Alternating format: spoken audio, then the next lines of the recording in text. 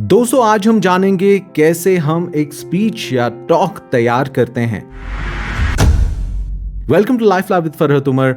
हम डिस्कस कर रहे हैं P4 फ्रेमवर्क और अभी तक हमने जाना है how to overcome the fear of public speaking, and we have also come to understand what are the various tools that help a person become a better public speaker.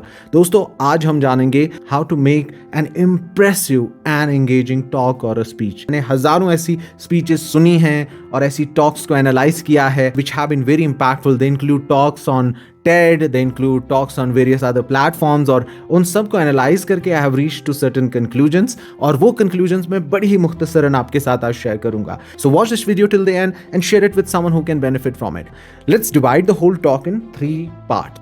The first one is the beginning, the body and the end. और ये जो तीनों parts हैं we have to give them proper treatment. जब आप एक talk की तैयारी कर रहे होते हैं you have to make sure that you have a very catchy beginning, you have an impactful middle part, and then you have a memorable end.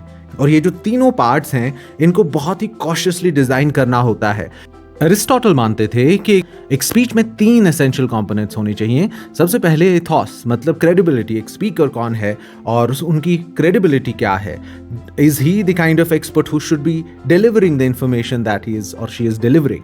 Number 2 pathos मतलब एक इफेक्टिव स्पीच में पैथोस होता है, इमोशन होता है या वो emotion arouse करता है अपनी ऑडियंस में.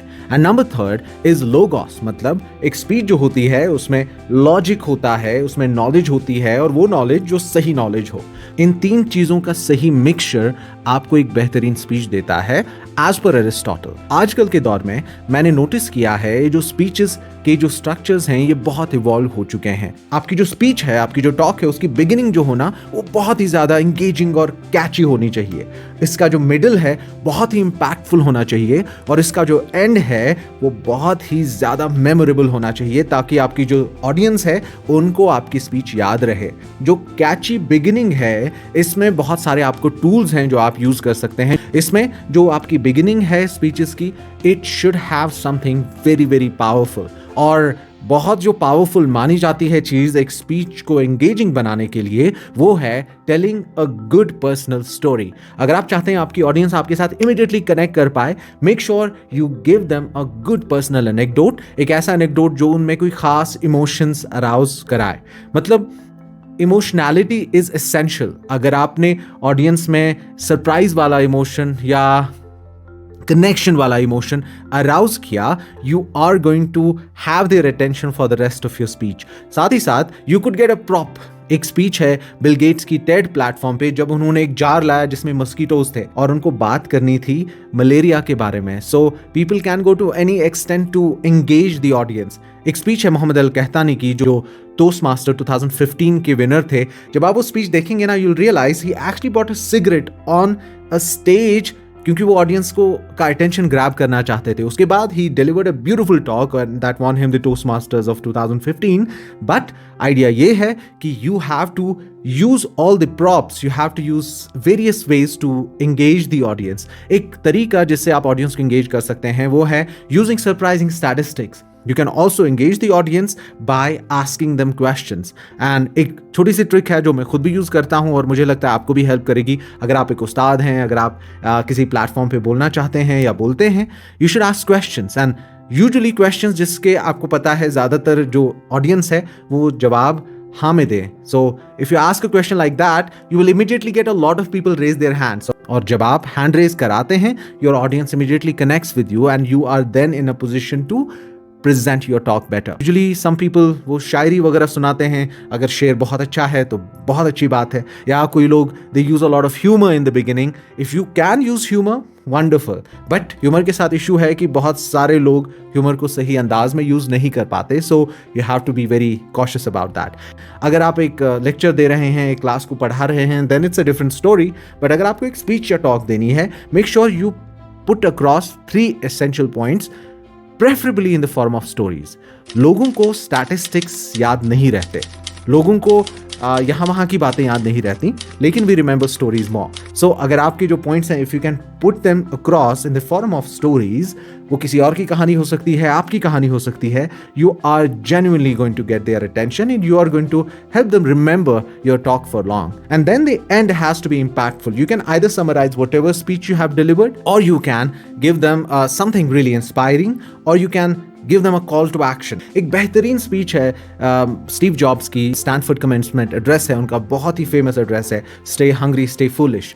अगर आप उस स्पीच को देखें, जब उसको एनालाइज किया जाता है, आप ये देखते हैं कि उन्होंने दरअसल अपनी जिंदगी की 3 इंपॉर्टेंट कहानियां आपको सुनाई थी। He was able to summarise it in a way that people still consider that speech one of the best speeches of all the time. अगर आप चाहते हैं कि आपकी ऑडियंस आपको सुने, आपको याद रखे, package your speech really very well. मैंने एक चेकलिस्ट बनाई है 8 चीज़ों की, जो मैं स्पीचेस से पहले देखता हूँ और ये नोटिस करता हूँ, ये पूरा चेक करता हूँ कि वो जो 8 चीज़ें हैं या उसमें से जो ज़्यादातर चीज़ें हैं वो टिक हो रही हैं कि नहीं। इसको मैं बोलता हूँ credible checklist. So ask yourself if your content is see convincing, if it is relevant to your audience, क्योंकि आप बुजुर्गों को बच्चों की कहानियां नहीं सुना सकते, आप बच्चों को कुछ ऐसी चीज़ें नहीं सुना सकते जो अडल्ट्स सुनते हैं। So you have to make sure that your audience, your content is relevant to the audience. E is edutaining, मतलब your content should be educational as well as entertaining. So there should be elements of entertainment in your content. ऐसा ना करें कि आप entertaining ही बनाएं और आपके boss आपको निकाल देंगे। You have to obviously judge किस situation में आप बोल रहे हैं, but make sure there is an element of relief in your presentation.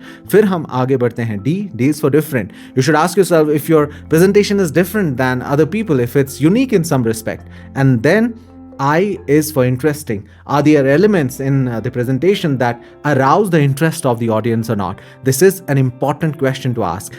And then be believable. Is your presentation or your content believable enough for people to believe it? Then L is for logical. Is there logic in the whole slides or whatever you're speaking? And E is for engaging. Are you engaging the audience in one way or the other?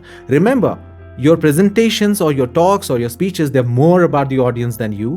In fact, जितना आप कोशिश करेंगे अपनी persona को presentation से दूर करके making it about the audience, you are going to drive more respect, you're going to get more engagement, and you're going to make audience fall in love with you, if that's what you want. But for that, you have to make sure that your content is credible and it is about the audience and not you. This is what I wanted to talk to you about today. So, if you want your speech to be remembered for a long time, it should have a really catchy beginning, it should have an impactful middle, and it should have a memorable end. And that's all for today. I hope you're enjoying and loving this series of videos that I'm making on mastering public speaking. अगर आपके कोई सवाल हैं या कोई concerns हैं, आप please उनको मेरे साथ शेयर कीजिएगा. Take care of yourself and share this video with someone who can benefit from it.